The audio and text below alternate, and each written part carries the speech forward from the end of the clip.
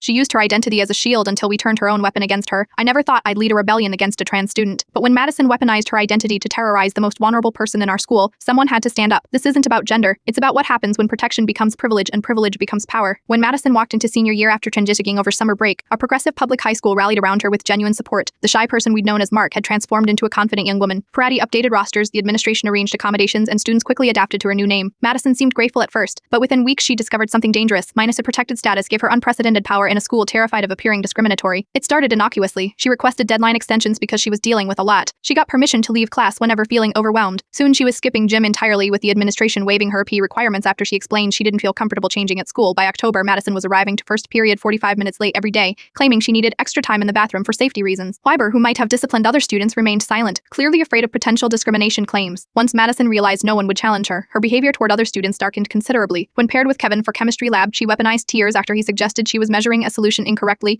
claiming she dealt with enough invalidation outside school. Kevin immediately apologized, and by week's end he was completing her portion of every lab while she scrolled through exegex. Our English teacher made the mistake of marking Madison's essay down for being late. Madison marched straight to the principal, claiming discrimination and mentioning hostile environment and legal options. The teacher, 2 years from retirement, started giving Madison A's regardless of quality. Madison bragged openly about not doing homework, knowing the school wouldn't fail the trans kid. The breaking point came when Madison targeted Emma, who used an AC device to speak due to her autism and spent lunch periods researching World War II history. When paired for a history project, Madison contributed nothing while Emma meticulously researched the Holocaust. On presentation day, Madison told the teacher that working with Emma was traumatic because Emma's inability to make eye contact made her feel invalidated as a woman. Then she presented Emma's research as entirely her own. When Emma frantically tried to sign that the work was hers, Madison laughed and suggested Emma shouldn't be in regular classes. As Emma became increasingly distressed, hitting herself in frustration, while unable to verbally defend herself, Madison coldly remarked that normal students shouldn't have to deal with this. Watching Emma's silent tears as Madison stole her work ignited something in me. If the school wouldn't protect Emma, then the students would. Madison had legally changed her name over summer. The next morning, I approached her locker and deliberately called her by her dead name. Her reaction was explosive, minus she screamed about harassment and violence, threatening to have me expelled. I apologized with mock horror, using the same dismissive laugh she'd given while Emma was frantically signing that the Holics project was hers. As Madison stormed off, something shifted. The state who had witnessed her behavior understood what I was doing. By week's end, half the school was mistakenly using her dead name, giving her the same dismissive lash she'd given Emma when corrected. 3 weeks later, everything caught up with her. Emma's parents brought in proof of the stolen project, minus Emma had backed up all her research with timestamps. Suddenly, crying discrimination didn't work against concrete evidence. Madison's parents transferred her to a private school, claiming our school was no longer supportive. Emma returned the day after Madison left and gave her Holocaust presentation to a standing ovation, her hands flapping with joy as she shared her knowledge through her AC device.